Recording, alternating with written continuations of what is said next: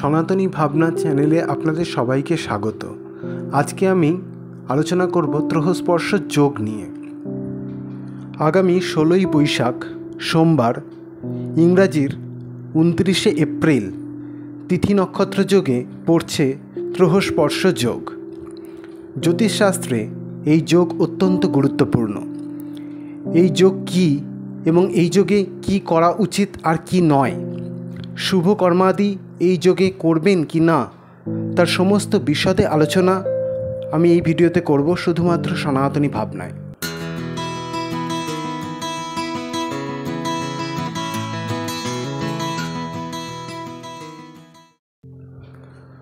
উনত্রিশে এপ্রিল সোমবার সকালে সূর্যোদয় হচ্ছে 5:10 চতুর্থী তিথি থাকছে 5:36 পর্যন্ত।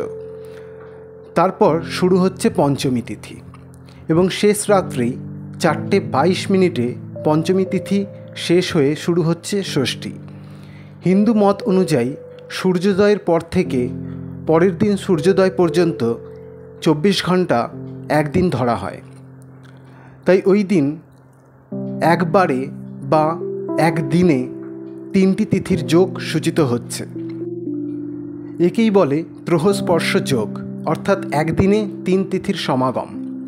এরকম 3 তিথির মিলন যদি একদিনে হয় তবে সেই দিন ত্রহস্পর্শ যোগে দুষ্ট মনে করা হয়, অর্থাৎ দিনটি অশুভ। তাই কোনো রকম শুভ কর্ম এই দিন করা যায় না।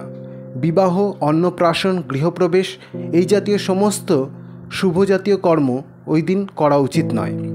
তবে একমাত্র দীক্ষা ওই দিন হতে পারে, কারণ দীক্ষায় ইষ্ট এবং গুরু মন্ত্র প্রাপ্ত হয়, যা সমস্ত অশুভকে শুভ করে দেয়। তাছাড়া আর কোনো কর্ম করা উচিত নয়। ওই দিন যদি পারেন বাড়ি থেকে বেরানোটাও যতটা কম করা যায় ভালো। নিত্য পূজাদি কর্ম সবই হবে, কিন্তু নৈমিত্তিক পূজাপাঠ ওই দিন না করাই ভালো। তবে কিছু কর্ম ওই দিন আবার প্রচুর পুণ্যফল প্রদান করে। ওই দিন পারলে গঙ্গা স্নান করুন এবং দরিদ্র মানুষকে অন্ন নিবেদন করুন। পশু পক্ষীকে খাবার এবং জল দান করুন। এইসব কর্মে ওই বিশেষ দিনে সহস্র গুণ পুণ্যফল লাভ করা যায়, জ্যোতিষশাস্ত্র বলে। তাই এই সকল কর্ম করে পুণ্যলাভ করতে পারেন ওই দিন, কিন্তু বাড়ির কোনো শুভ কর্ম ওই দিন করবেন না, সেগুলি মঙ্গলজনক হবে না। আশা করি আপনাদের বোঝাতে পেরেছি ত্রহস্পর্শ যোগ কী এবং এই তিথিতে কি করা উচিত আর কি নয়। ভালো লাগলে অবশ্যই সাথে থাকবেন এবং চ্যানেলটিকে সাবস্ক্রাইব করবেন। নমস্কার।